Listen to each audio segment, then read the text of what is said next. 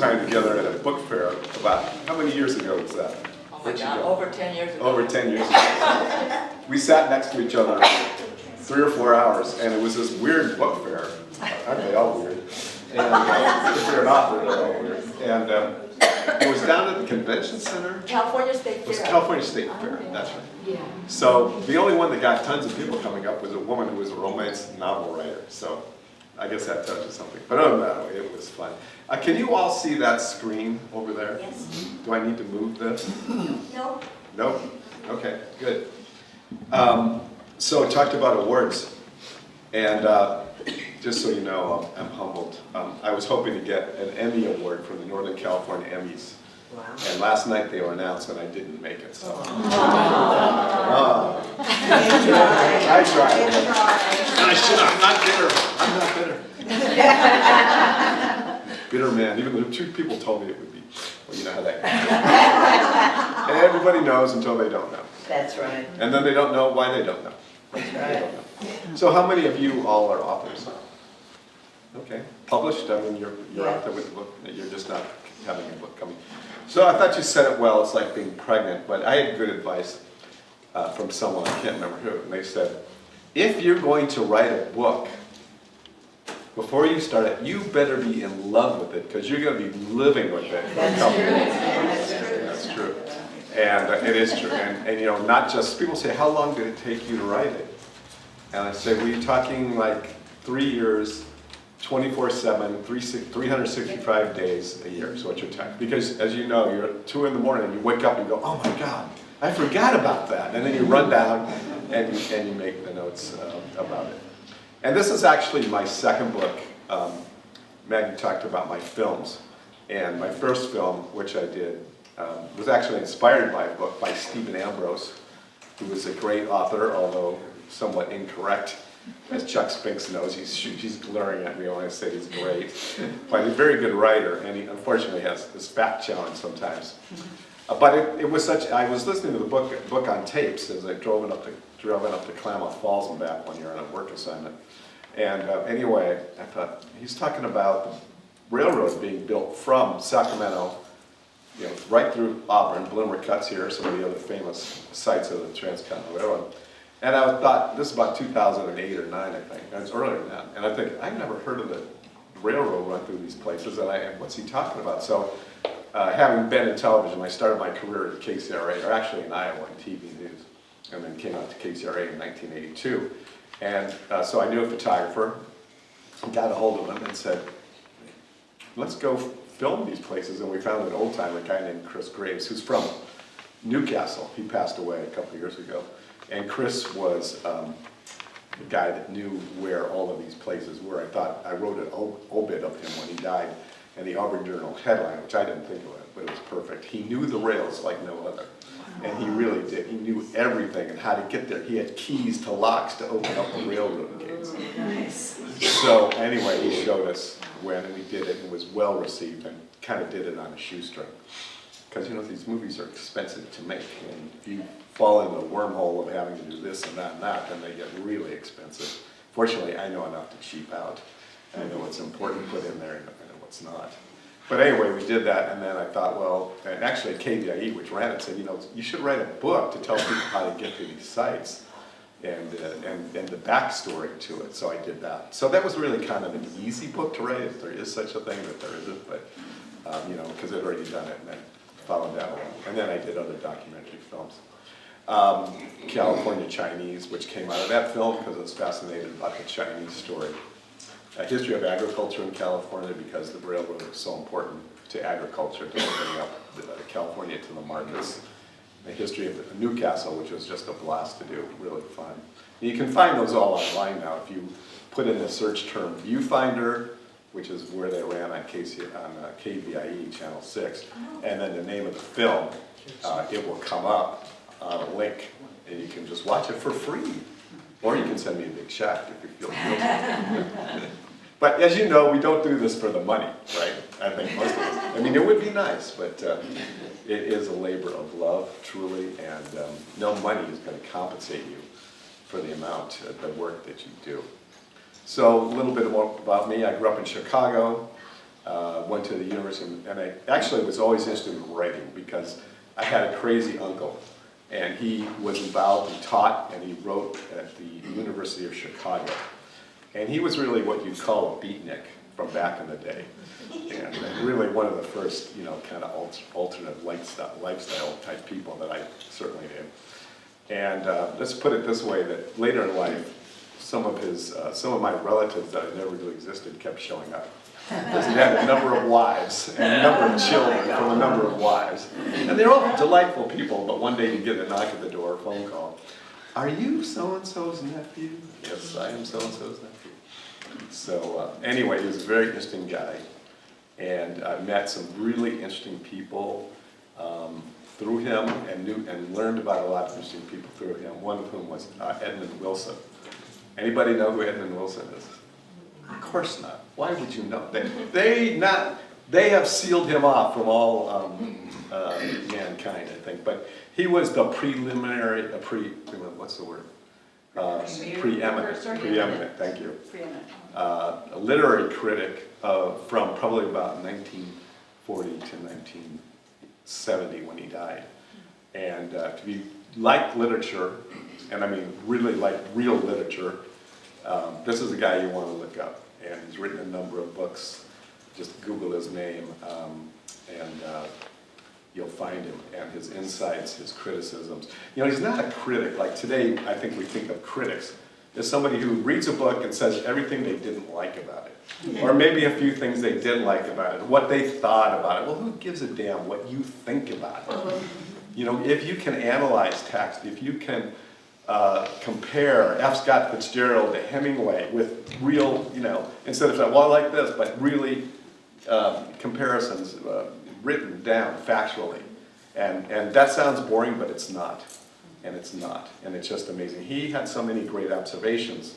Of course, who wrote Uncle Tom's Cabin? Julia Beecher's? Harriet Beecher. Thank you. Got my Stowe sisters mixed up. And he wrote about Uncle Tom's Cabin and about her life, how she'd grown up in the border of the Ohio River between Kentucky and the South, and seen all these things go on in her own life. But not only that, she had written other things, but he said about her that when you read Uncle Tom's Cabin and compare it to her other works, it's totally different. Totally different structure of the way the story's told, totally different language, style of writing. And she said herself that she felt like another force was writing through her. And I just thought that was such a magical observation, and he's got many of them in these. Yes? Could you please repeat his name? Yeah, Edmund Wilson. And his best book, in my opinion, although he's written a ton of it, it's called Patriotic Gore: A Study of the Literature of the Civil War.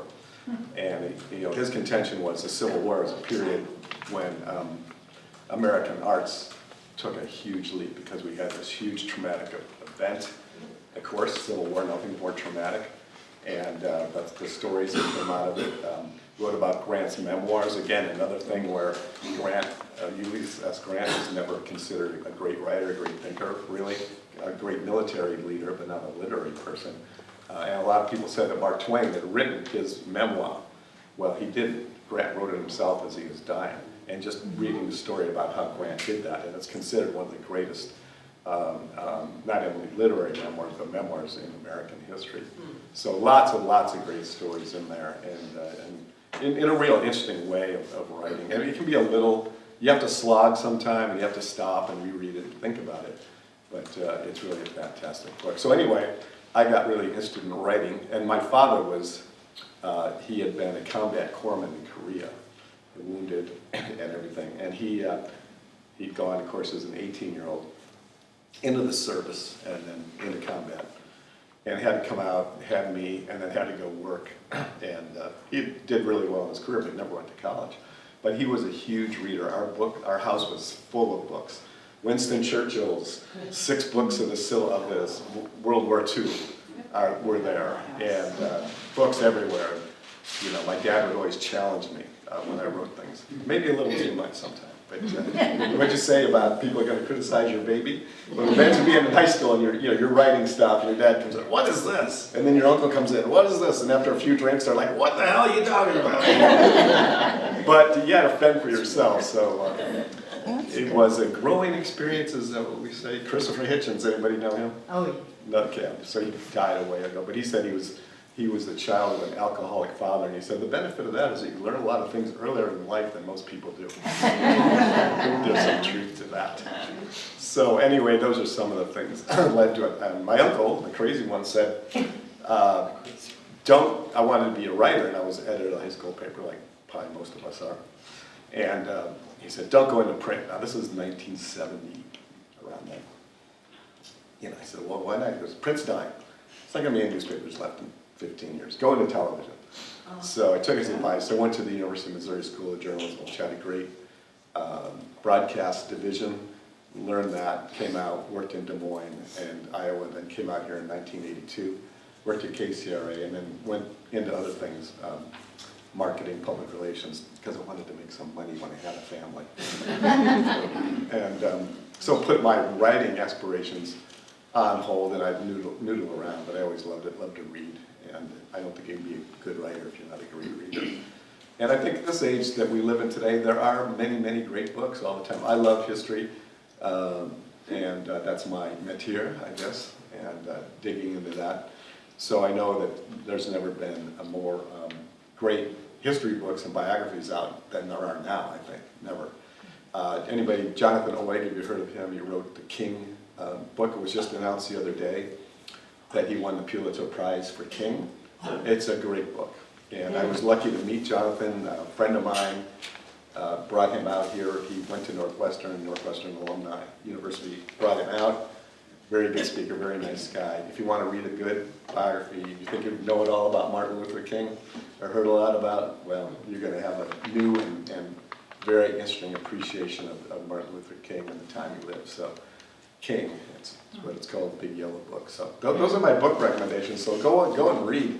Yeah, I'm stuck in the story. I think it was Upton Sinclair or Sinclair Lewis. It was who wrote The Jungle? Which one of those guys? Upton. I get those two mixed up. And apparently, I think it was, he's a Midwestern writer, and he was at some Midwestern university, and they brought him out to talk to a class of writers. And they brought him out and he said, you're all want to be writers? They said, yes. He said, what are you doing here? Get the hell out of here and go write. And Shelby Foote, the great Civil War historian, who wrote a massive history of the Civil War, I think it's 3 volumes, I can't remember the word count. The word count was forever, infinity, I think. But he said, Hemingway, Fitzgerald, I think, went to college but kicked out. And he said a number of our great writers never went to college, And why? And so how were they able to turn some great stuff out? Because they listened to people. They lived the life and listened to people. And they really didn't care what people thought about their writing. They were going to write with their truth and do it. So I've gone some writing classes, and I hope there's no writing teachers here. And every time I had a writing teacher, I fought in high school. I damn near got kicked out of high school for stuff I wrote. And, I don't know. That's just my own personal bias. I know people have great teachers. I had some really good journalism teachers. But when it came to writing, I think it's much too personal and it's much too individual for anyone to tell you that it should be written this way, not that way. And Thank you. Thank you. Thank you. Thank you. You don't have. And you can say that again. I think you just did. Thank you. Unless you're writing a formulaic book, and that's great. And that's just my opinion. I mean, I don't expect it to be the gospel. Could be, I guess. I don't know. But if you're not writing your authentic voice, and Shelby Foote's real, just look up Shelby Foote on writing. I think there's an interview with him online, and there's some things he's written about writing online, and it's just amazing stuff. And if you want to read about critics, so I haven't seen moments. Gone with the Wind was, who wrote it? Not Garlic, not Garlic Quinn. Margaret I know, Mitchell. no, I knew, Mitchell.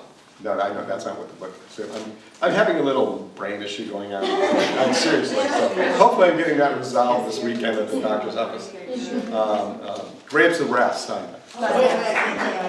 Applause for John Steinbeck. So he, a kid wrote him, a high school kid wrote him a letter saying how much he enjoyed Grapes of Wrath, and how much especially he enjoyed the middle chapters of the Grapes of Wrath. So the middle chapters are almost biblical as the Jodes go across the country. See, I remember the Jode family. You know, they're going from Oklahoma to California, and these, you know, psalm-like passages that he wrote. And Steinbeck wrote back to him, he said, I'm glad that you appreciate that, because most of the critics don't. They don't understand what I'm trying to get to in those middle passages of the book. And again, he said, look, you've written your book. What good is a critic? You're not going to go back and change the book. So he said, in those days, I think literary criticism, in the newspapers, you could always read. They hardly even cover books anymore, let alone have literary critics. But, you know, they would just tear these guys apart. And he said, I think there were critics who had lines already pre-written before my book came out, and then just, oh, that's a great line for that. So he would have been hurt by it, obviously. Was a sensitive guy, as most writers are, I think, sensitive people. Big generality there. But that's how he felt about it. So I think you can find that online as well. If not, get a hold of me, I'll send it to you, because I should have brought it today, knowing I'm speaking to writers. But again, my thinking this week has been a little bit skewed, as they say. So anyway, then getting my story. So started my company 2011 or so, and then had some time. Kids got out of college. There's a book somebody read up. The kids are out of college. That's just an epic poem. The Odyssey. Yeah, I'm a big classics guy too. I don't know if you are. If you just mentioned the Odyssey and the Iliad. Just amazing. You know, it's hard to sit down and read it all, but just picking it up and reading passages of it sometime is amazing. The only other writer that, the only writer that I can really do that with other classics is John Dos Passos when I pick up his 42nd Parallel, and I can just pick it up and start reading, and boom, I'm into it. It's really good. One other literary allusion about me, I'll tell you, is there's a writer no one remembers anymore. His name was James T. Farrell, and he wrote a trilogy in the 1920s, called, the 30s actually, called the Studs-Lonigan Trilogy. And it was about life in Chicago. It's where I grew up, kind of the same neighborhood. And my grandparents actually grew up in that neighborhood. And it wasn't a bad neighborhood. It was kind of a middle class, maybe upper middle class Irish immigrant neighborhood. Even though when he wrote the book, it was these scenes of drunkenness and depravity, and it was just shocking. You know, it sold really well though. And but at the time, he was considered to be the equal of Hemingway and Fitzgerald. He's not. You read his work today and then read theirs, and you can see, you know. But I was able to meet him, and he was kind of at least somewhat of inspiration, knowing someone who had achieved that degree of literary fame. So all those influences played on me, so I felt kind of destined, I guess, to at least try to write something. And I enjoy it, you know, it's what I like to do. Just don't come try to talk to me when I'm writing. Leave me alone, I don't care what's going on, I don't care who's missing, I don't care what Trump did today, just go on hearing. House on fire. Yeah. All sorts of things that are trivial. So anyway, that's some of the stuff, probably too much information, but here I am today. And I'll talk a little bit about my book, which is, I guess, is why you came. I don't know. Any questions to this point? Maybe we can do this modularly, right? Also had a great high school history teacher, Richard he loved Richard Hofstadter, who was a great historian. He talked about this great history, way to write history, the narrative history, which we all enjoy, not just the facts.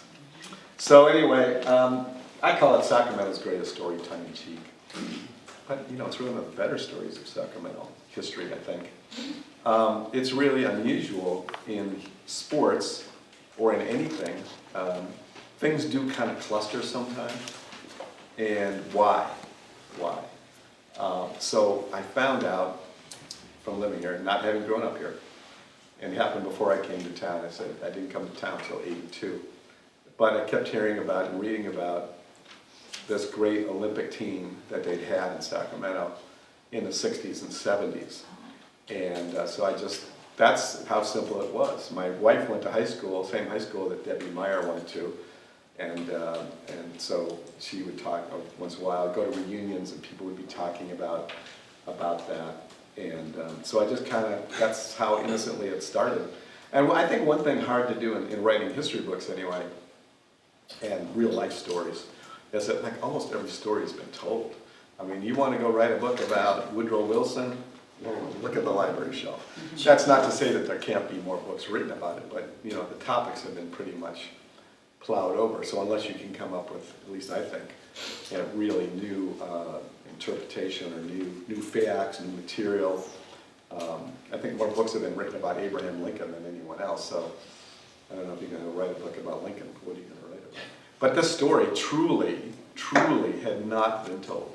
People did know about their record, but a lot of those people have left Sacramento. So the population of Sacramento between 1972 and the area and today is doubled. Okay, doubled. So lots of new people, people that come here and have no idea that this happened. But when you think about it, I don't think you can name one other, I can't, and I looked, group of people like this came from one neighborhood, basically, when you get down to it. One neighborhood and went on to that kind of glory and achievement. It's really freaky. Why? I don't know. I think it's just serendipity, luck, God, fate, whatever you want to call it. I can't think of any other reason, because their stories are all so different. The swimmer stories are so different, and different backgrounds. But other places say that, well, we had all these swimmers from our neighborhood or whatever. Well, if you look at Santa Clara, which was their big rivalry back in the 60s, Santa Clara was a famous swimming club right over here in Santa Clara, California. You know, which is funny because they're still two pretty close together, right? But they recruited. They're great swimmers. Their coach went out and got them to come to Santa Clara, leave home, come down and live at the club, or it wasn't a club, at the facility. They find a parent, live with them. Don Scholander, the greatest swimmer ever, came from Portland, Oregon. He didn't grow up there. But these kids all grew up pretty much in the same neighborhood, same area. Wow. And yeah, it's just weird. Debbie Meyer did come from New Jersey, but she came here when she was 12. And her father, the reason she came here was not for swimming. Her father worked for Campbell Soup and got transferred from Campbell Soup. So, boom, again, now she heard, but she lived 2 blocks from Arden Hills, right? Which is in Carmichael. So they moved in, she lived there. Her mom said, what do you want to do today? They were living in a hotel waiting for their dad to come out. And she said, I don't know, let's go to the swim club and try swimming. I like to swim. And so she went there and voila. Turned out to be probably one of the great women swimmers in history, obviously one of the great ones. So the book came out about a year ago. You know, I like to say, the shocking true story, 3 years in the making, thrills and chills. But that's just hyperbole. You know, you deal with publishers. I don't even like the title, Victory in the Pool. My title, what I wanted was There Are Times in the Pool. Because to me, the story I tell is about, and times, of course, is double entendre, right? You get swimming times, and also the times you spend it, but also the times of the world that we were in. And all of these affect what happened in real ways, even if the principals didn't realize it at the time, what they are walking through. And they're going to go through 2 Olympiads, 1968 and 1972, which are 2 of the most contentious, rife with controversy, threatening to the individuals, and at a time when society was changing, unlike I think any other time in the last century. So all of that stuff played into it in really kind of unintentional ways. So let me see if I can get my magic machine work. You know, these PowerPoints are hard to do. I'm not very good at it. Yes, they are. And I've got lots of pictures that I do, and I change it every time, even though I say I'm not. But I'm always up till midnight, the night before, changing things, so. And, also, I would say, why write that book? Because what else screams bestseller like a story about a swim club or something? Okay, so I said it's come out about a year ago, and Maggie alluded to it a little bit about some of the interviews I've done. And that's been the great thing about writing the book. First of all, it's making the connection with the swimmers, who were so happy that their story was coming out in this way. So now when you write the book, I'm thinking, so I'm digging stuff up and, a little bit of dirt here and there, I guess, or a little bit of controversy, which kind of, I did avoid some of it. I just thought I could have put stuff in there. I thought it would have been gratuitous, so I left it out.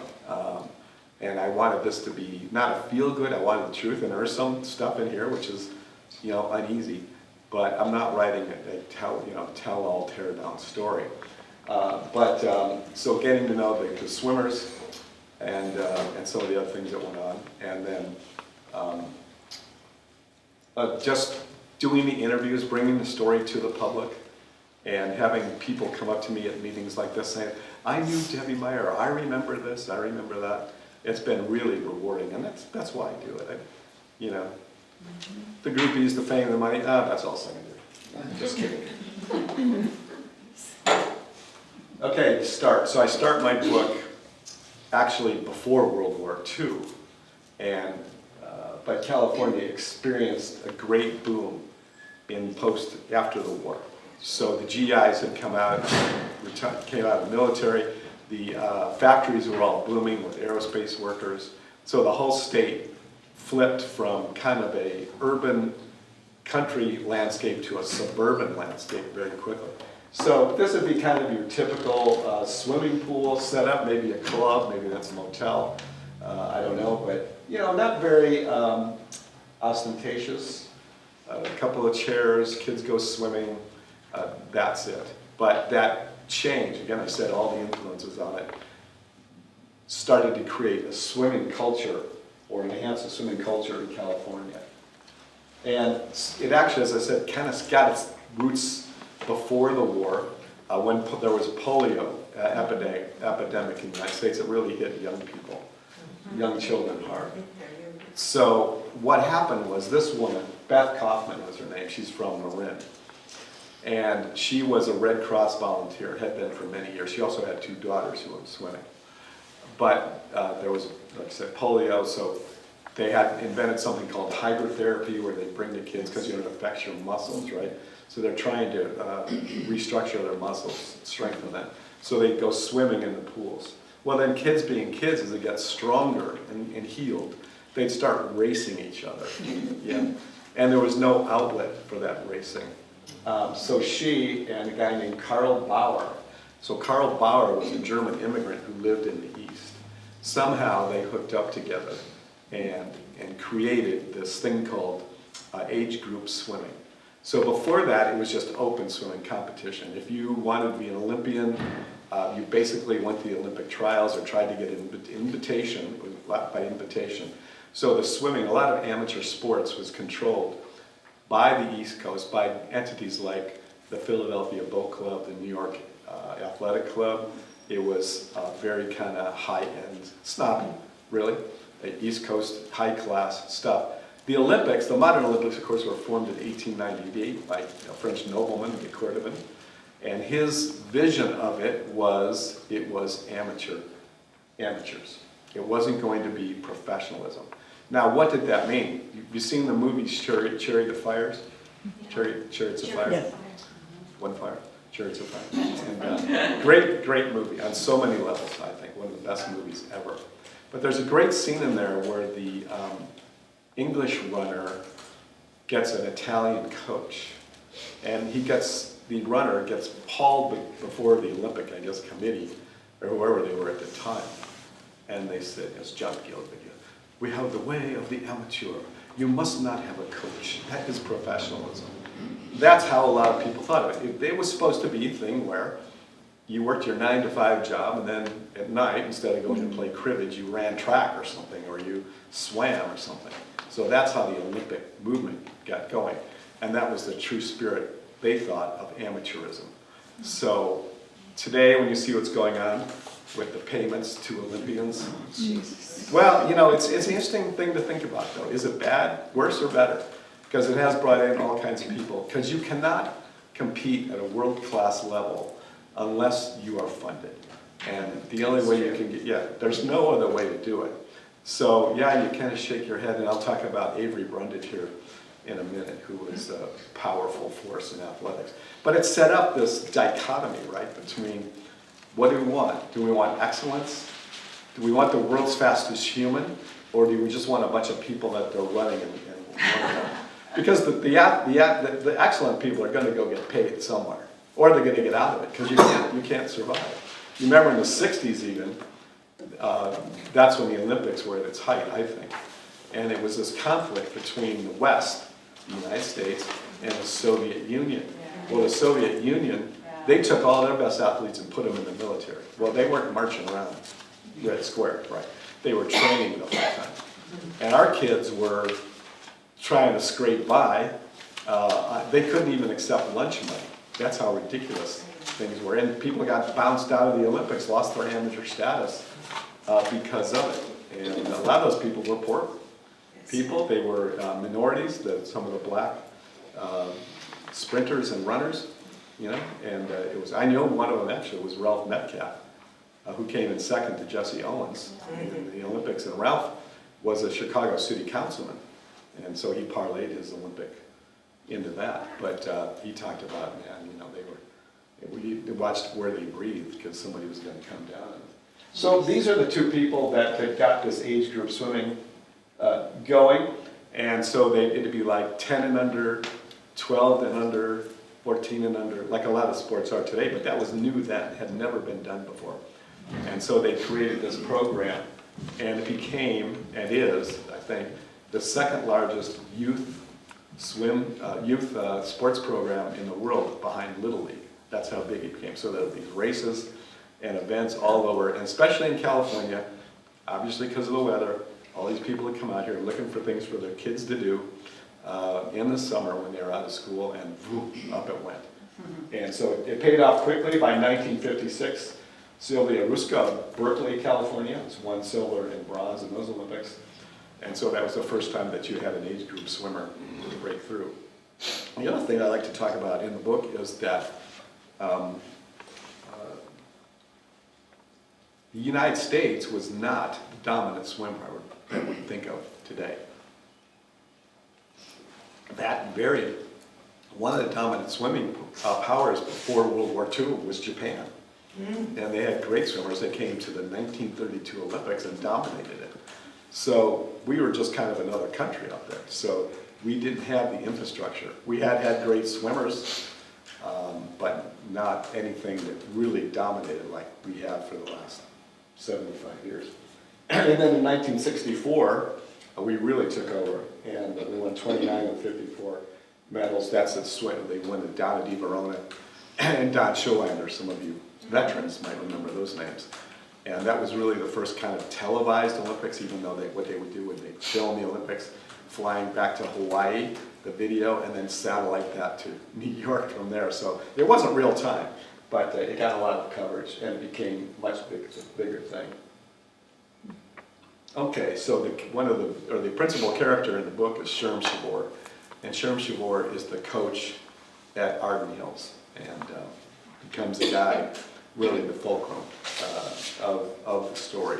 Here he is on a trainer that's an airplane that trained pilots, and he was in the Army Air Corps. He'd grown up in the Bay Area. A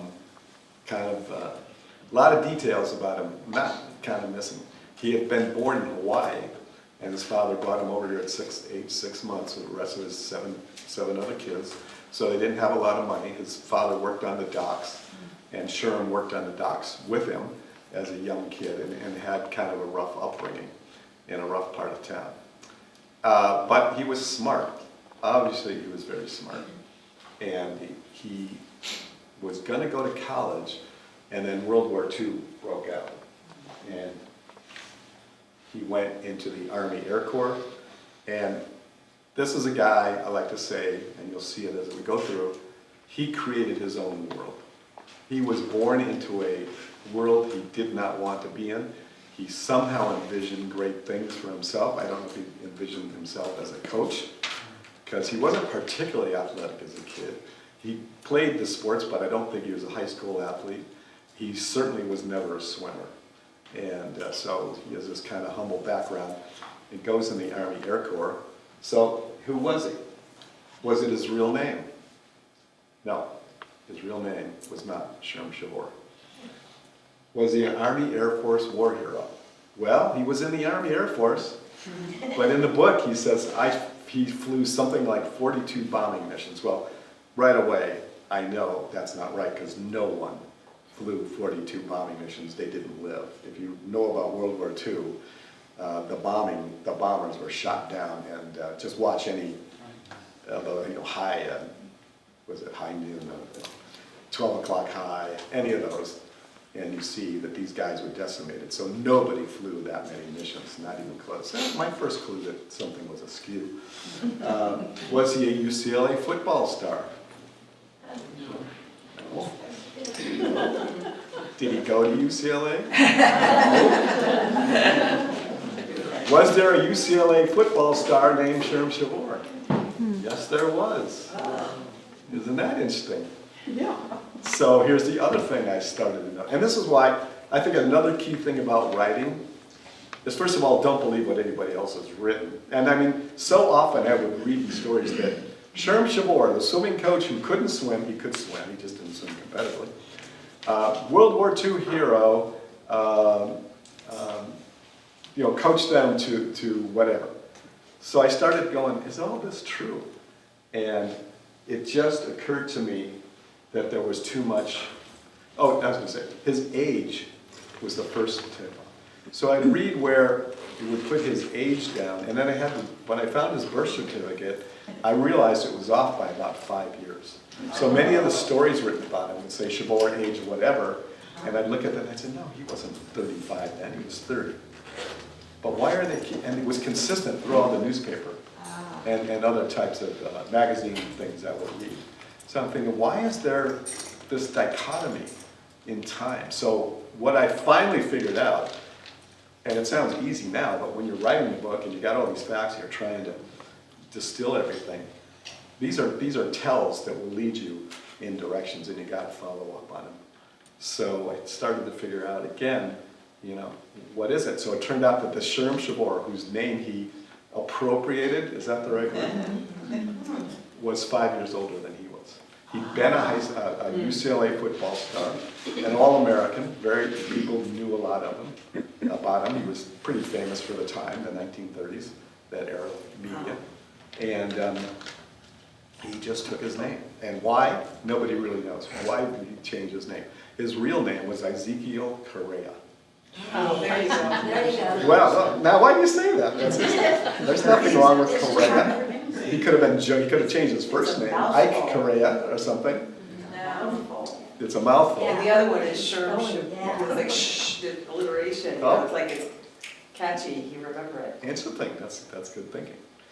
I just think he didn't want to be associated with his upbringing and his background, even though I've met now. I'll talk about his daughters later, and I just got a new lead. Of course, people take things after the book comes out, so I'm trying to trace down one of the Correas. There was a story his daughters told me that, well, there was a crime that someone in the family committed. Well, even if it did, Correa is not that unusual a name, right? I think there's Correas that sounds fairly familiar. So if you said, well, I'm Joe Correa, so, are you related to that Correa that killed 20? It'd have to be a hell of a crime, right, to make you want to change your name. And I searched the newspapers in the Bay Area, and I couldn't find any horrific crime linked to that. So I don't know, but it's interesting. It's a mystery. Was he a swim coach who couldn't swim? So like I said, he created these facts, and one of them he would say, he'd tell reporters, I can't even swim. Well, that's something the reporter loves. Because usually, you're a swim coach who grew up swimming and knew everything.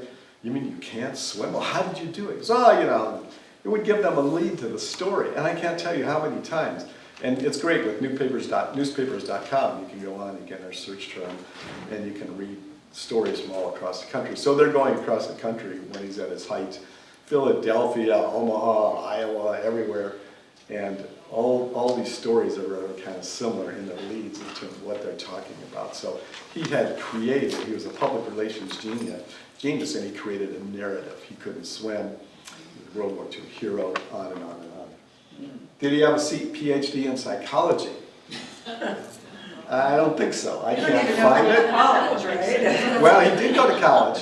He did go to college, apparently. Because, yeah, he did. But it says on the leaf of his book, Shavora, the PhD in psychology, is a master motivator or something. I can't find it, but he was a master motivator. There's no doubt about it. He knew and I'll talk about a few of his psychological tricks that he used. Just an amazing understanding of human behavior, media behavior, U.S. Olympic behavior. I mean, he had it dialed, and amazing. Was he the only millionaire swim coach? Hell yeah, he was. So we're talking about a period when a coach was a guy with a whistle around his neck at the YMCA, former teacher, maybe or current teacher. Sherm started his career out as a teacher in Sacramento and went to the YMCA to get, moonlight, basically make some extra bucks.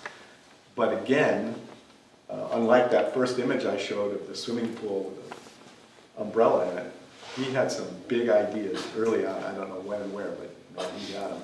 So yes, he was a millionaire swim coach, became one after his days at the YMCA where he started talking about. Was he coach of Olympic swimmers who won 20 gold medals? Yeah. And how many of those are there? None. Others? Bill, Yeah. was he dead when you were writing this? Yes, I had met him because I worked at KCRA, and once in a while, Actually, he used to call in. He was a big New York Yankees fan, and he wanted to know this is before the internet. He wanted to know what the Yankee score was. So sometimes I chat with him, but this is before I had the idea. It had all come together, right? So yeah, I'd heard him speak a few times, maybe. Yeah, he was one of these guys that walked into a room and kind of sucked the air out of it just by his presence, like So yeah, presence, charisma, definitely had that. So his first unlikely great swimmers were kids from the Sacramento YMCA. So again, he's out of the Army. He is teaching in Sacramento and maybe a principal. It said he was a principal at a school. So he goes to the Y to moonlight. And how does he end up as a swimming coach? Well, I'm not really sure. I think it might have just been, oh, you want to coach? Great. Well, no one's running a swimming program now. You want to supervise the pool? Sure. So I think that's how it happened. Yes. What I say? The fates. I'm here, Norm, let's go. So if you can see that picture, you'll see there's a number of Japanese American kids in it.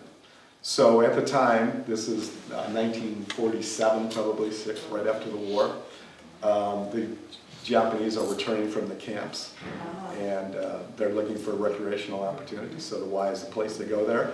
And of course, Sacramento has always been one of the most diverse cities in the United States, so you have everything in the Y, and there's no barriers, everybody can come, and that's Shavor in his first swimming job. Winners all, this is 1949, so look at the names. Sari and Miyagawa, two Japanese American boys. Wimberly, who was an African American kid, and Johnson, who was a white kid.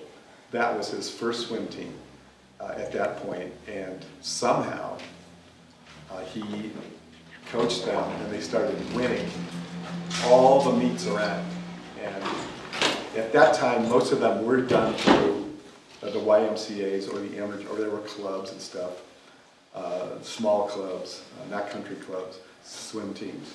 So they paired them up, but they're in the newspapers, so you can read all about them in the paper. And you can't see the picture very well, but there they are, mixed race in the pool. And Alan Wimberly, the black kid, might have been Sacramento's one of the greatest athletes. Unfortunately, he was killed at age 17 in a car accident. He wasn't just a great swimmer, and he was really good. Just from the jump, he was beating everybody. He was also a quarterback, high school quarterback, basketball player. He was written up all the time in the papers. And unfortunately, like I said, tragically died in this car wreck. I remember going swimming in that pool when I was a kid. What was it like? My sister would take me, we lived walking distance to it, and I think the pool's gone now. But Well, they moved the building, right? Yeah, I don't even know Yeah, McClatchy yeah. Park. It was in the 50s. We lived short distance from here. My sister took me, and I have just bare memories of it. Yeah, actually, I heard it was a pretty nice pool. Yeah, it must have been. Yeah. So Takasiri, here's one of these stories that's in there. And so first of all, that's what they call a sports student. They used to do these big things. Again, before the age of the internet and TikTok, right? This was social media, this cartoon type thing. It's written by Murray Olderman. He went on to be a very famous writer, cartoonist, illustrator at the New York Times and other places. So this is back kind of his start. So this is Takasiri, breaststroke swimmer, and Tak had come out of the camps. His father had owned a flower shop, which had been, they lost control of during the war, and had to go work as a gardener. And so they would drop Tak off down at the pool as he was 12, and Shavor saw him, and the two of them bonded. So it's interesting, you read about Tak's impressions of Sherm, and Sherm was a tough guy. Okay, tough. Toughness was important to him. That's one of the names, I think, what reason he took the guy's name, Sherm Shavor. He'd been a tough football player, so Sherm wanted to be like him, tough. So he'd run these kids hard, and he'd say things to Tak like, "Hey, Tak, get over it. You're a tough kid, aren't you? I bet your uncle bombed Pearl Harbor." And he'd say, "Now remember the era you're in." Well, Tak told me that story himself, and laughed about it. So, we can grimace, but I'm kind of from that same era as well. And things were said differently and thought differently, but the camaraderie, and Tak loved him. So no animus whatever there. And so here he is written out. And Tak would go on he'd never swum before, and with Sherm's help, not just in the pool, but outside of it. So if you needed money, Sherm would find a way to get you a job cleaning up the grounds. If you needed transportation, he'd find a way. Tak went to, I guess it would be, at the time, well, he went to like a junior college, and he wasn't doing very well at grades. So Shavor straightened him out and said, make sure you get your grades. He's still swimming. He then went to Cal, became the captain of the swim team, and went on to pharmacy school. Might have been an Olympic swimmer, but instead went to school, got married, raised a family, lived in Japan here. And I was able to meet him, track him down during COVID to interview him for the book, because I saw the articles about him in the Bee back in the day. And there he was, and I was able to put together an event at the Sacramento Library. And I introduced Tak to Debbie Meyer and Mike Burton, two of those great swimmers. They had never met him before. They'd kind of heard about him, but didn't know who he was. And he hadn't come around the club after he stopped swimming, kind of had, was busy with his life. So I feel that this is the guy, Tak was the guy that really, along with some other kids, helped get that program and helped get Shavor going in the swimming world. So great to reunite them. So he teaches at the Y, and then other clubs start to form in Sacramento, down in the South area, mainly. And they approach him, the Elks Club approaches him to be the swimming coach, to run their swim program. So he tries that for a while, works for each of them for about a year. But he basically fires those clubs, and he says, one reason he does is, he said, well, so it was Park Terrace Swim Club down in the South area. You folks know about that, but it's Southland Park. So some business guys owned it and operated it, and they said, Shavor said, they said to him, no minorities in the pool. No, just white kids. And then same thing at the Elks Club. They said, no Jews can belong to the Elks Club at the time. Well, that infuriated Shavor, and he said, hell no, I'm not going to do that. And he quit both those clubs. Also, he quit them because he didn't think they were committed enough to forming a top-class swimming program. So here he is, and he decides he's going to build his own club. Now, he's a YMCA instructor and he's a teacher. Does he have a lot of money? No. So he goes around and he raises money. He says, I raised money from everybody I knew. Walked the streets, basically, he says. That might be a little dramatic, but he knew some people. So they contributed money and he formed the Arden Hills Swim and Tennis Club by 1958. It actually took a number of years to do it. But I like to show this picture because, and mention the architect, Rickey and Brooks. So Rickey and Brooks were a very well-known architectural firm in Sacramento back in that era. Built and designed a lot of the famous structures in Sacramento. So he didn't just go out and hire somebody and say, hey, or he didn't take some existing building, a warehouse, and turn it into a swimming club. He went for the top thing he could. And that, in its day, for its time, as I showed that picture of what swimming was like, the other clubs at the time were a pool with an apron, a concrete apron around. That's what he built, with a ballroom, workout area, everything, right up. And it was immediately a hit. He also put it, and I don't know, again, this was accident or design, but looking at his whole life, I have to think it was design. He put it right on the border of Sacramento and Carmichael, in an area that was just about to go, blow up commercially, residentially, with all the families moving in. Hit the timing perfect, so property appreciation and everything. But again, most swim coaches, even the best ones, or coaches of any kind, they're gonna coach what they coach and they're gonna go home at night. Yeah, they're gonna say, oh, little Ricky's doing great in the 100-meter dash, but Margaret and I are going to dinner tonight. He wasn't like that. He put all his energy in the club. Running any business, running a club is really tough. Dealing with all the people, the parents, the kids, having your swim teams, and between that, he's traveling around the country with them as they compete, start to go up and up and up in higher echelons. So the time commitment was amazing. Yeah.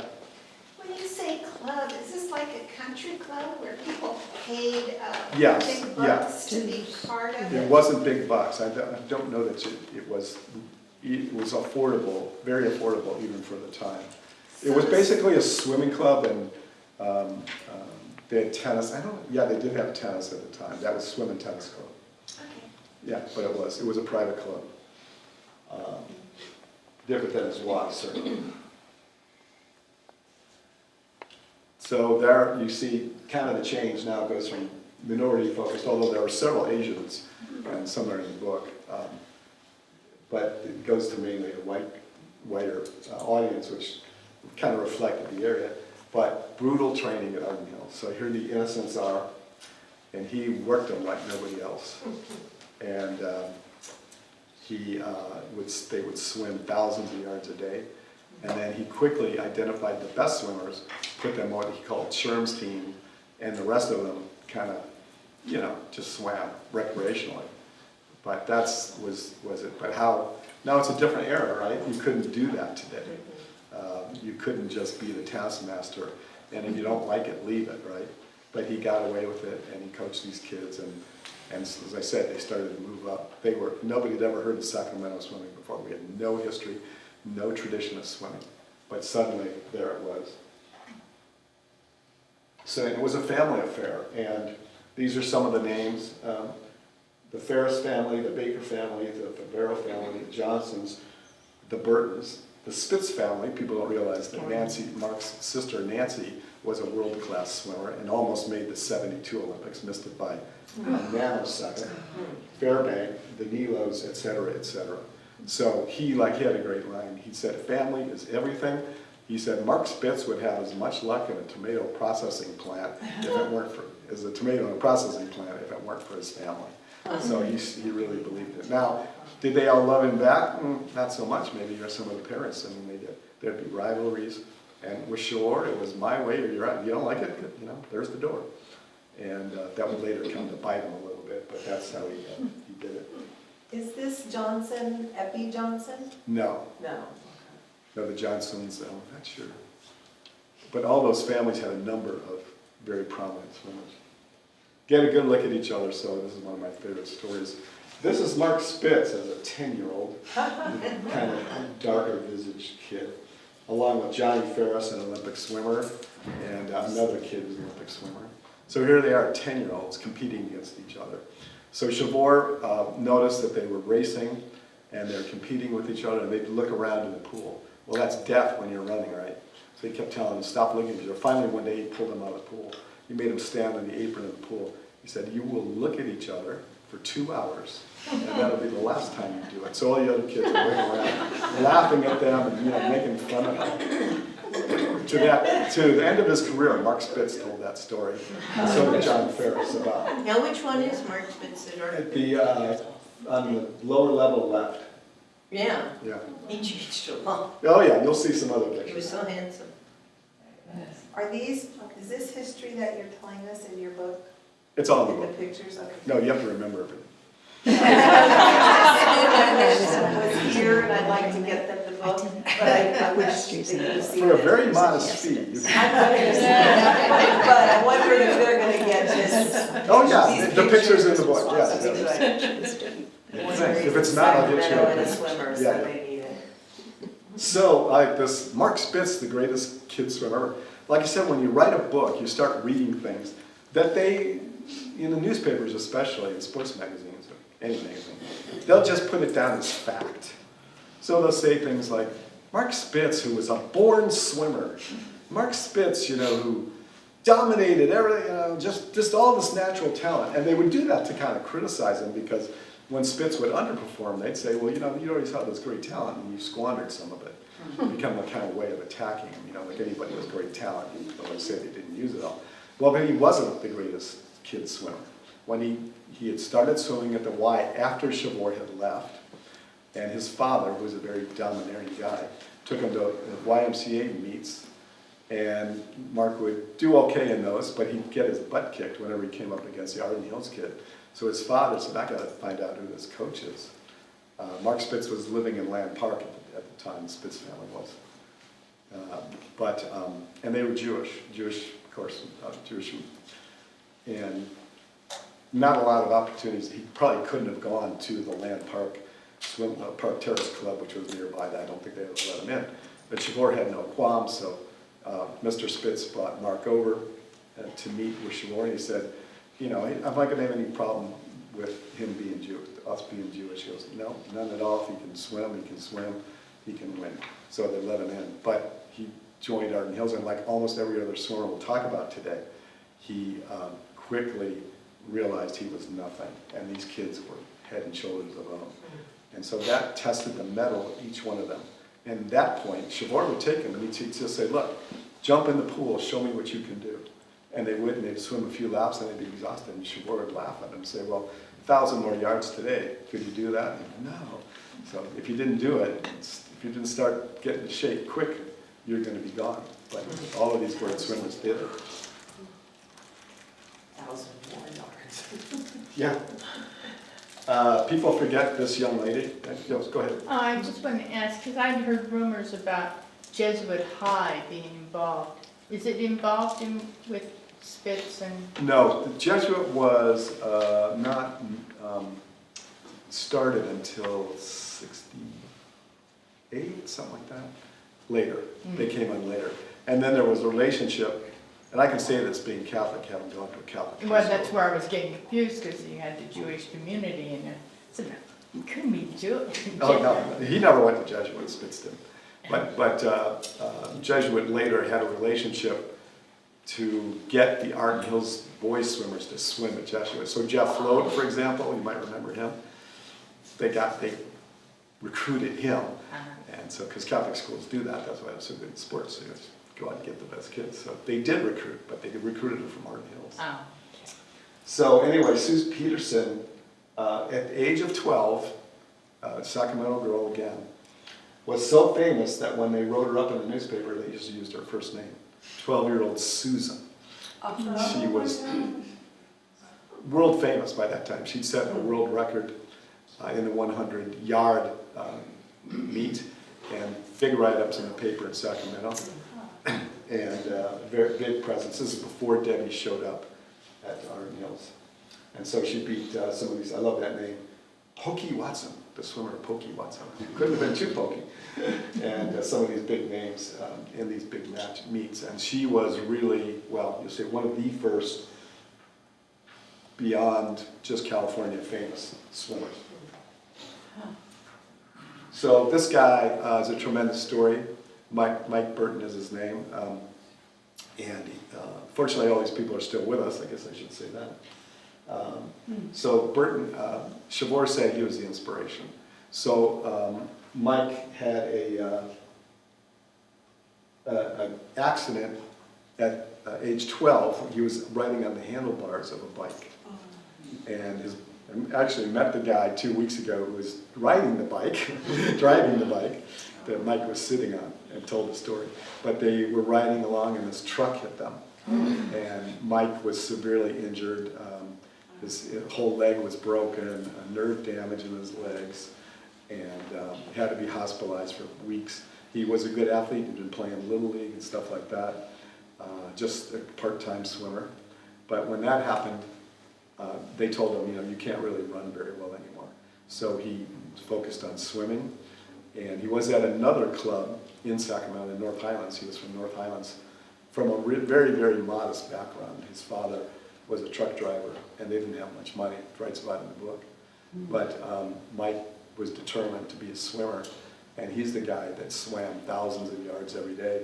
And Shavor was already opposing that with people, but here's a kid that embraced it and set the example. And all the other swimmers will tell you, he's the one. He's the one that inspired us and molded us, especially Debbie Meyer will tell you that. So that was 16, as you were saying. That's not when it happened. That's when he was a swimmer at age 16. He now becomes successful after the accident. So they wrote him up in the B. Wow. That's pretty unusual for a 16-year-old. I mean, To what? to be that brave and focused and. Oh yeah, he was 12 when it happened. So yeah, by the time he was 16, he was already setting records. And was being talked about, well, we'll talk about it. That was amazing. This is what the meets looked like back in the day. So, big deals, right? And Shavor would really promote the hell out of them. They were always in the B, always on KFBK, always on television. He'd call up the reporters and he'd say, hey, Don Scholander's coming in next week to the AAUs. Why don't you come out? I'll set up an interview. He didn't care who they interviewed, just so they got the publicity for the meets. And it was a very big deal in Sacramento and nationally. They started to get this reputation. People followed it and paid attention. I'd heard that ABC Wild World Sports had come out, been told that, but I never found it, the documentary evidence of it. So in 1964, on the cusp of greatness, I talked about some of the swimming families. So the Ferris family was the most famous family in Sacramento at that time. 3 swimmers, 2 girls and a guy, and all very good, all world-class swimmers. And the first time that we really broke out, the club did, was in 1964, when Joan Ferris, the oldest daughter, and Mike Burton, we talked about, went to the Olympic trials in New York City. They didn't make it. They did not make the Olympic team, but it was a high honor. It is a high honor just to compete in the Olympic trials. You're one of the best swimmers in the country if you do that. So a lot of publicity. 16,000 yards a day. Wow. There's Mike Burton, and he'd do even more. So that's what they were doing, hours in the pool. They'd have 2 hours in the morning, come back 2 hours in the evening, every day. 6 days a week, except for Mike Burton, who did 7 days a week. And I should say about his accident, he talked about fate.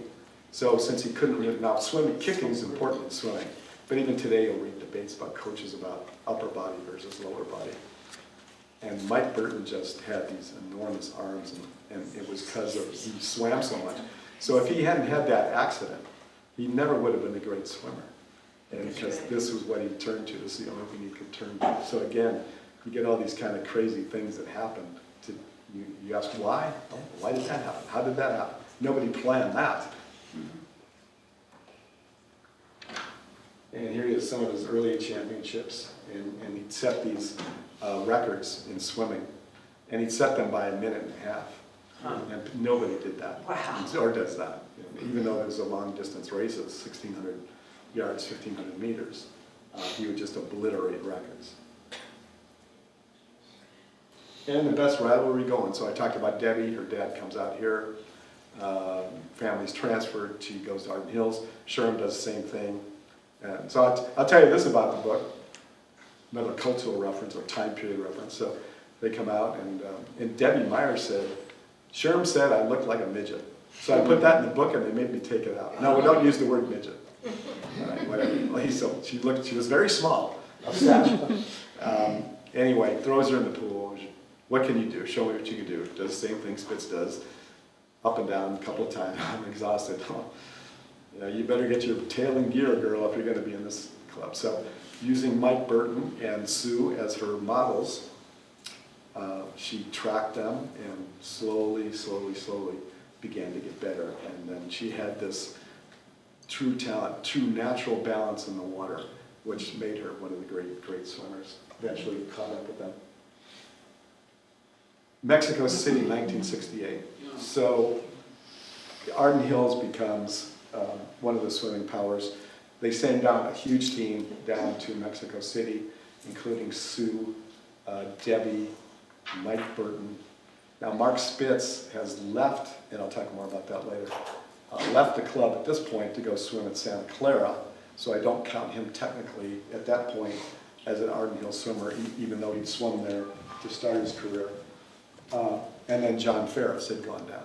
So Sacramento has a huge contingent. I mean, you're lucky if you get one or two swimmers or one or two athletes from a club to be on the Olympic team when we had all of these kids.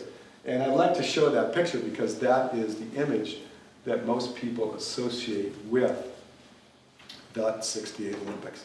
So that's the Black Power salute, the famous track stars from San Jose State actually, who did this in protest to racial conditions in the United States. And I have no qualms with that. I just think it's regrettable that that's the image that subsumed every other image of the Olympics. And I want to read you a little part from the book about why I think that.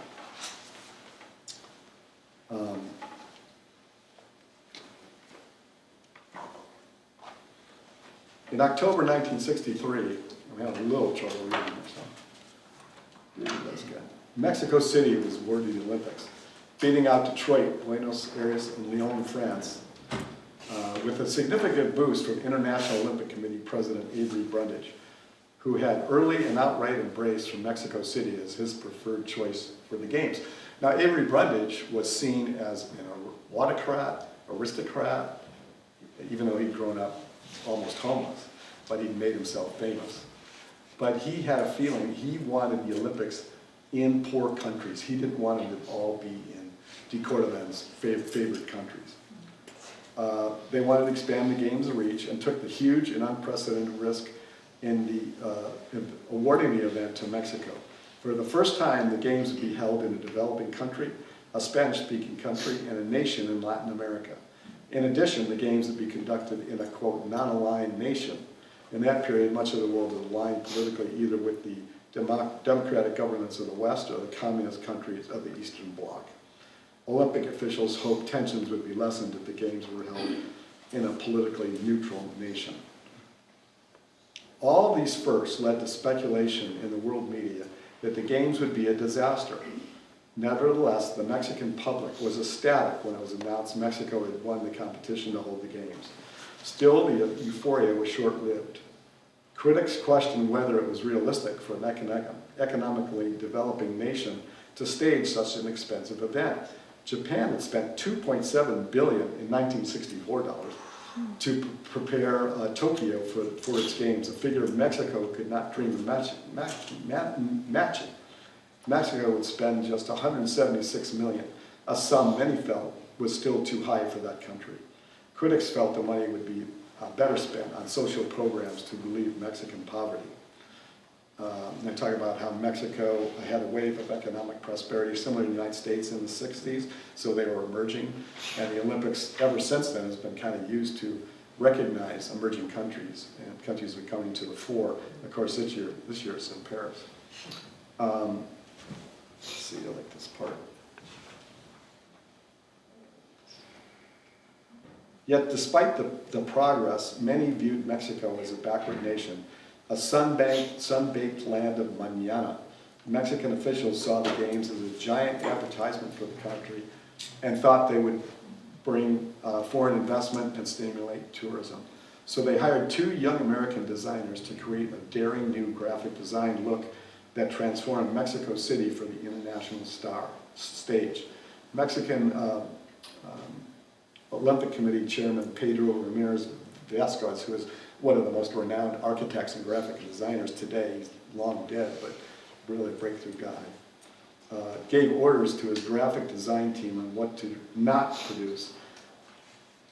Don't create an image that isn't an image of a Mexican wearing a sombrero, sleeping under a cactus, he told them. So to go on, the whole country rallied around it, these games. I have a question. Okay. I was curious about your research method. You have done extensive research within newspapers and stuff. Do you do that through the library like the LexisNexis is pretty expensive, I understand, so I just got a subscription to newspapers.com, which is run by the people that do the genealogy. Is that cheap? See, I can get like. It wasn't expensive. I can't remember what, it's like $30 a year or something. LexisNexis is better, probably, but You have to go to the library. Through your library. it's very expensive. Yeah, if your library has it. And they have a good time, and that's such a magnet. Yeah, Yeah. but it's hard when Your fun is important. your information's at the house. That is right. You have to go to the library. Yeah, exactly. Yeah, so I did it all from home. And, and then magazines you can find online. Sometimes I'd have to go actually buy the magazines, which you can buy on eBay a lot now. Oh, Yeah, it's amazing. Like, find almost anything. And if you know the date or about the date, you can find it a lot of different ways. So. but if you're looking for something happened within like San Francisco, and I've been trying to find a newspaper that would cover that. This newspaper database that you're talking about, I've seen it. Mhm. That would be a good choice. Oh yeah, I think they've got. I don't have everybody, but they have lots. Well, lots they of have the papers. major newspapers. Oh yeah, absolutely. Usually, yeah. Yeah. Like the Sacramento Union is not on there. I don't know why, because it went broke. But the Beat is all on there, so you can just go through and you can enter search terms, right? So if you know what you're looking for it's like I entered Mike Burton, okay, and a date. Stories would come up. So like if you're going to do your own local research, you go to your local paper and well, that's one side of the story. If they're swimming in the U.S. Nationals in Philadelphia, you want to see what the Philadelphia reporters were writing, right? And what the people there were. So, boom, it's so easy. It's so great. Not easy, but it's so like I said, they wanted a total breakthrough. They didn't want this cliche type of image to present to the world. So they created a whole new look, and it was really a departure. So in art, remember that look, right? The psychedelic era. Art, design, fashion, all the buildings, most of the buildings in Mexico City were transformed. Artwork on them, even the subway system, the bus system, the graphics that they used for those were breakthrough. It's kind of like what we use today, where you have the lines and the dots and things. Well, that was the first time it came about because of the design emphasis, and it was all pushed by the Mexican officials that wanted a totally different look. So that's why I say it's unfortunate. You know, the folkloric, the dances, all of that stuff. The first time in Olympic history, the torchbearer was a woman, ever. The daughter of a farmer. You never hear about that stuff, right? Or think about it, but all you hear about is that protest. So it was a very fraught arrival. That's Debbie showing up at the airport in Mexico City. And so they kind of staged this for her. They're there serenading her, and that was in all the magazines and everything, right? Well, she said, well, we walked out the door, and there were National Guard troops, Mexican federales, on both sides of the road with fixed bayonets and rifles. They'd had protests like we had in the United States just a few weeks before that, They had a massacre of students. There was very active protests. There are also concerns about international incidents of terror. So it was a very, very tight environment with police everywhere. And riots in the streets. So I talk about her, and that's just, Debbie Meyer at this point is the most famous woman swimmer in the world. In 1967, so the 68 Olympics weren't until October, so they had a whole year of swimming up to that point. And she just broke up every record they had, and could have won more gold medals if she'd have entered more events, but they kept her to 3, and she won 3. But she talked about Sherm and how it was a love-hate relationship, and she means it. I mean, they would go at her the week before her first race. The other coaches and swimmers would come around to see her training, and they walked away shocked. And the media wrote this, said they couldn't believe how Sherm was tearing her up one side and down the other, just leading her out. And it was so upsetting that she would break down crying. And she had met with Donna DeVerona, who'd been the heroine of the '64 Olympics, and Donna told her, yeah, it's a lot of stress, a lot of pressure, and I understand what you're going through. So that helped her. And then she went back to her room, her dorm room in the Olympic Village, and she said, and then I thought about Sherm and all the pressure he was going through, so I better understood it. So I think she was 16 years old. So she was really, you read her quotes in the paper at the time, it doesn't sound like a 16-year-old. Very, she told one time they came and interviewed her. He said, oh, you're winning all these regulars, what do you think? And this is leading up to the Olympics. And she said, well, boys, it's great, but in my line of work, the only thing that counts is Olympic gold. Out of the mouth of a 16-year-old, right? The only thing that counts. So her singular achievement, as I said, the most famous athlete in the world. She wins 3 gold medals, the first woman to win 3 gold medals, or first person to win 3 golds in individual events in one Olympiad in history.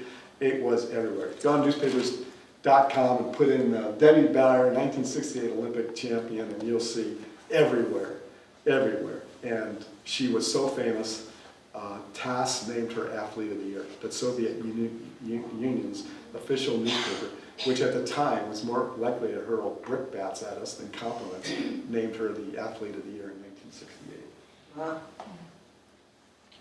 And Mike Burton, he won 2 gold medals in that, both in the distant races.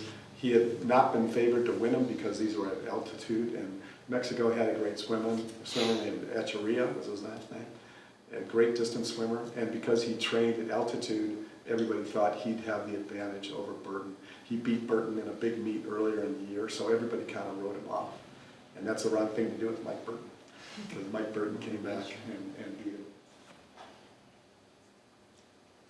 So Arden Hills shines. Just read that. Burton wins 2 gold medals. Sue Peterson wins 2 gold and 2 silver. Could have easily won 4 gold medals, except her foot slipped off of one turn, and something else weird happened. Another one just got inched out by a girl she'd beaten several times and would beat again. In that one race, the other girl beat her. And John Ferris won 2 bronze medals of the Ferris family from Sacramento. His sister was the one that went to the '64 games, and he blamed Mark Spitz for not winning the gold medal because he and Spitz had a rivalry going back to the time they were 10. And Spitz always beat him. He'd always beat him by just a nose, right? Just nose him out. So Ferris said, I got to change tactics. And he and his coach said, well, why don't you follow Mark out? Because Mark's the favorite to win this event. You follow him, and then when he sprints, you sprint. So they did that, and Spitz turned in the worst race of his life and actually came in last in the event. Ferris didn't realize it, how slow they were going until their final turn, and then he took off, and he still won bronze. But he said, if I'd have swum my race, I'd left a lot in the pool. And he always blamed Spitz for that. He and Spitz actually were pretty good friends. So as I said, Arden Hills beats the world.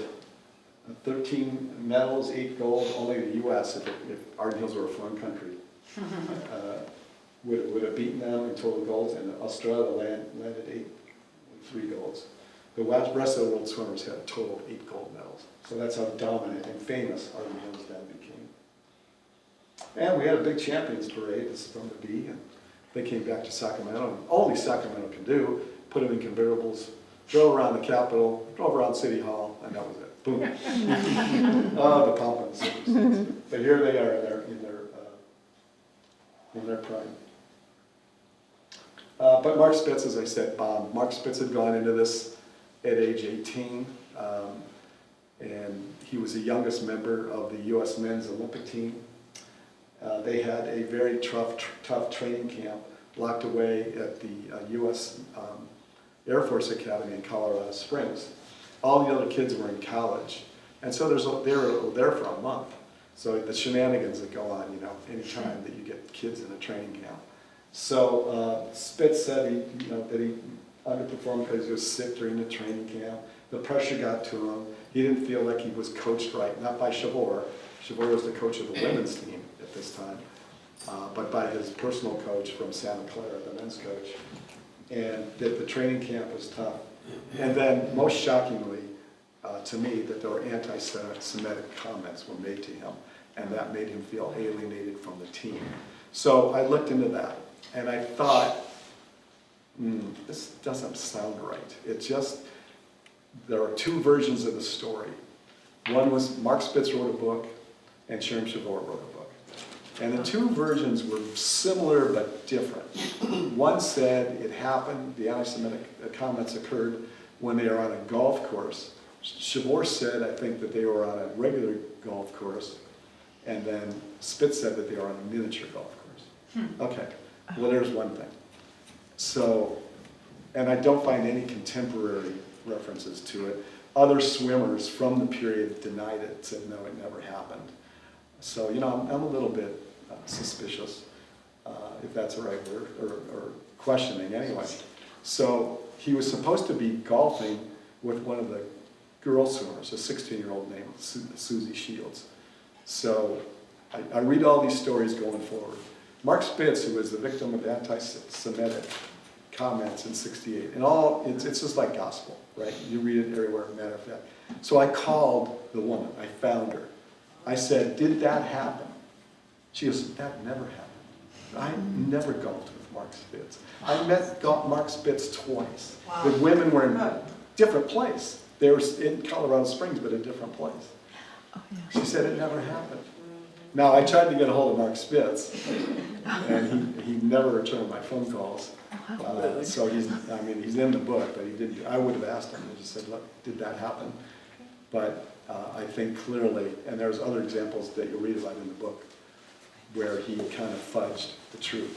Now, I think Mark Spitz is probably an admirable person.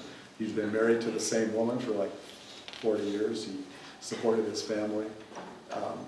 He's kind of perceived as an arrogant person, a self-centered person, but those are not fatal faults. And I don't think he's a liar. I just think we all have a natural tendency to put our best foot forward in life. And you got to look for excuses when things go wrong. And Sherm, I think, came up with the cover story, and Mark adopted it. So,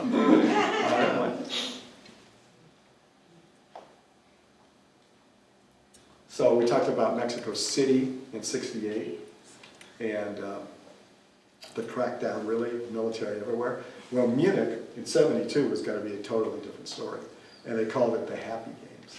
So as opposed to Mexico City, they told their police, don't arm yourselves, no guns.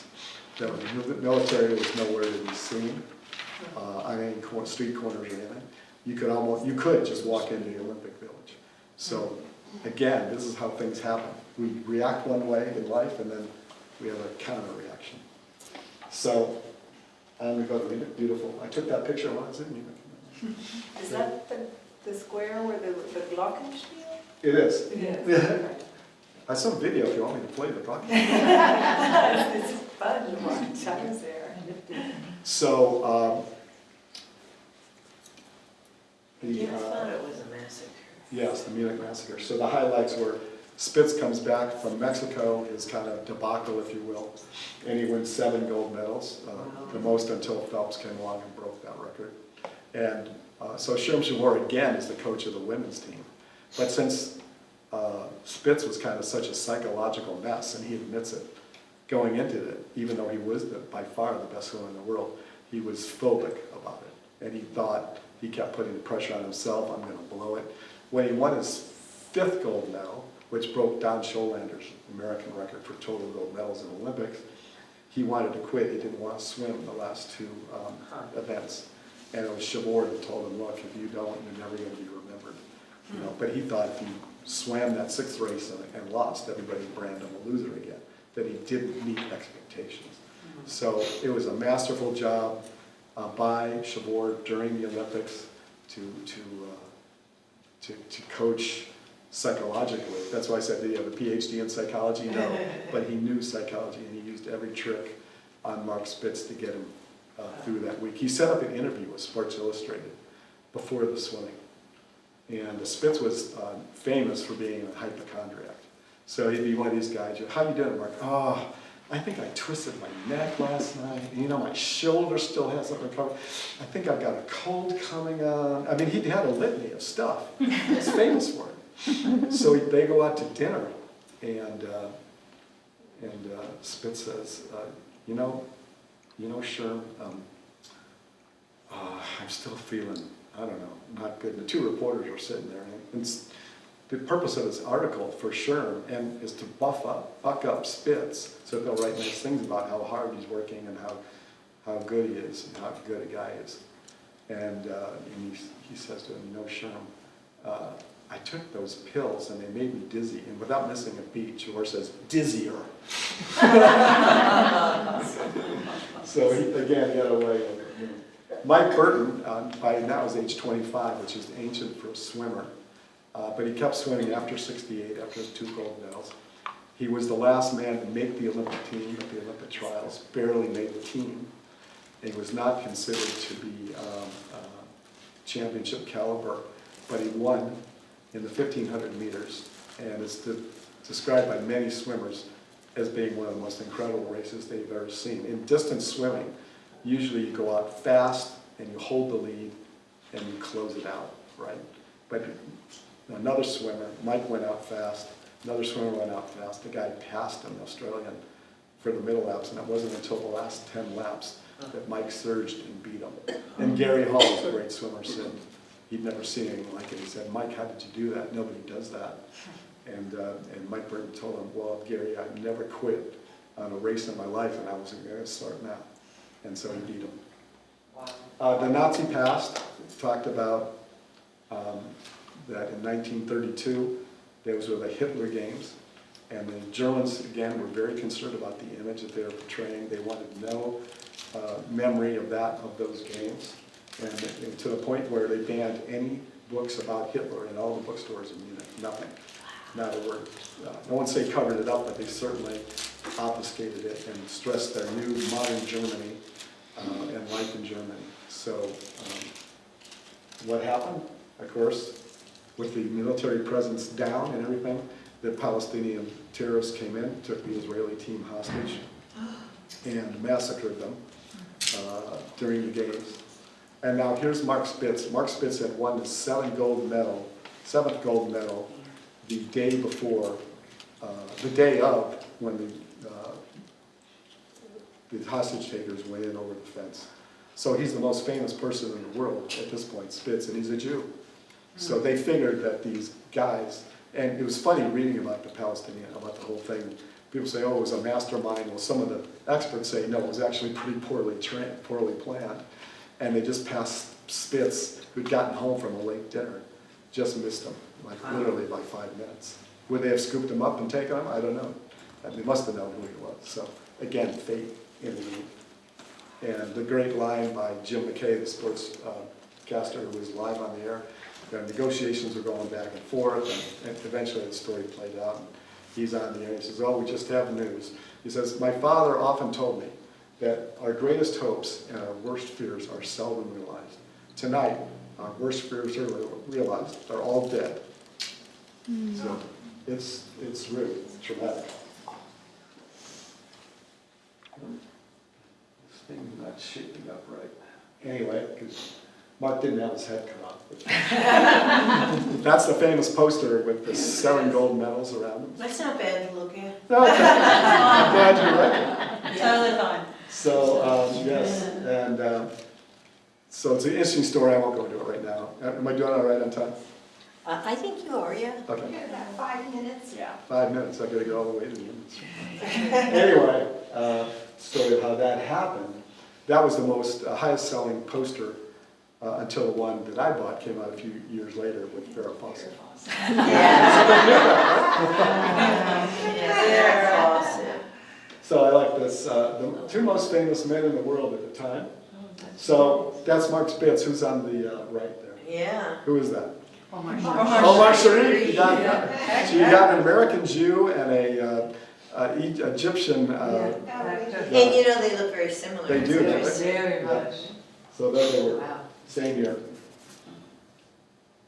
And Mike Burton fades away. He did win his race and, got it. Now, was this the man with bad legs? He's the man with the bad legs. Right. So. That's really something when you wonder, if he would have been well. Oh, I think the accident helped him, not hurt him. Really? Yeah, because it made him use his upper body.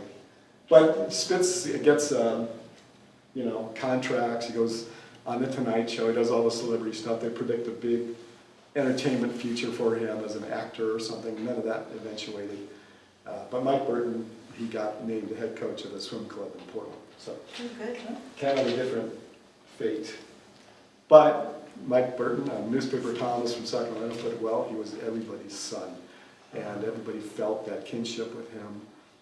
One of the newspaper letters to the editor in the Bee said, I was thrilled that Mark Spitz won his 7th gold medal, but I cried when Mike Burton won his. So that's the difference, how people regard the two of them, even today.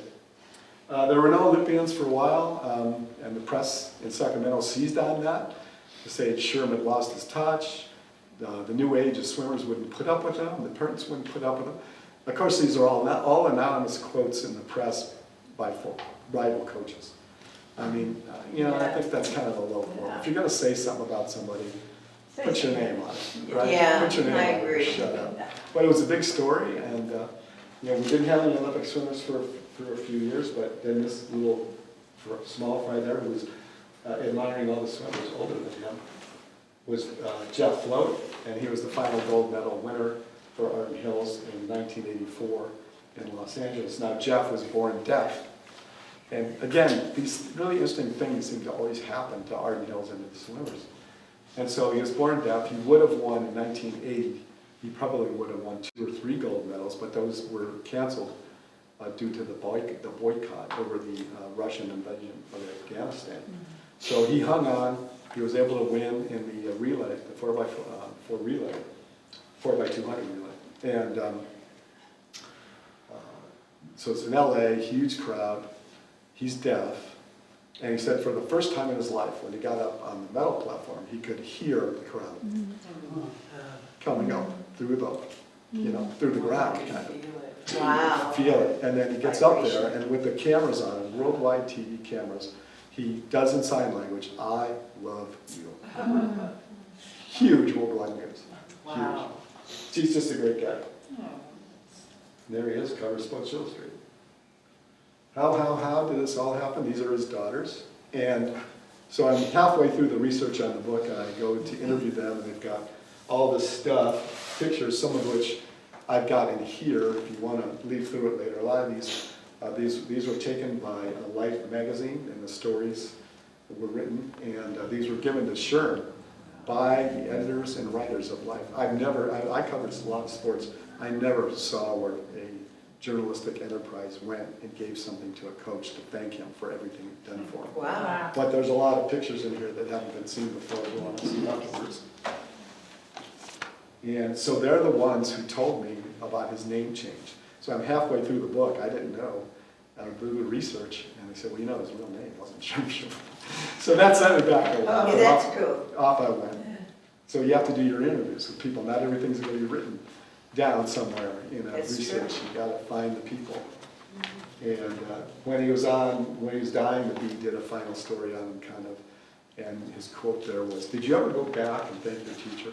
I never did. I think he saw in his vision of himself that he was a teacher, that he loved his kids, that they loved him, and that's what he wanted to be remembered for. So, as I say, it's quickly forgotten. When he died, the New York Times did about a four-paragraph article called "Shavor 73, a swimming coach." That was it, and 3 or 4 paragraphs. Amazing. And in Sacramento, of course, you know, this was years after his height of his glory, but a news sportscaster pronounced his last name Shiver. Sherm Shiver died. That was actually written up in the Bee by one of the sports reporters. Yeah, so that's it. That's our man. That's his life. Very educational. You really did make all Yeah, this when I interesting. is it Mark Spitz and what's the other one that Phelps is now the big star? What would you say the comparison of the two, the difference or the similarities of making both of them greats? You know, I don't know enough about swimming. I mean, and I was not a swimmer like Sherm. So I don't know the technical part of that. They both, well, Phelps I know is freakishly long arms. Yeah, he's And big. Spitz was not like, Spitz was elegant. And they tried to define, I put in here a couple descriptions of what writers said about Spitz's stroke. It was all smooth, it was all coordinated. You know, it was just kind of a classical swimmer. So I will say one thing, and that is that Mark Spitz went to college, and he swam in college, but the college swimming season is short. It's nothing like when they're swimming it for a club. So he went all 4 years, won lots of championships, but Phelps, I don't think ever went to college. Oh, really? So if you look at the time difference in just training, it would be a lot more, Phelps would have had a lot more time to train I see. than Spitz would have with the pressures of going to college and getting a degree from Indiana where he did. You gave an excellent presentation. Well, thank you. Very good. And the books I have, before I forget, I have those autographed by Debbie Meyer, Mike Burton, and Jeff Float. So those are the books. Thank you. So anyway, You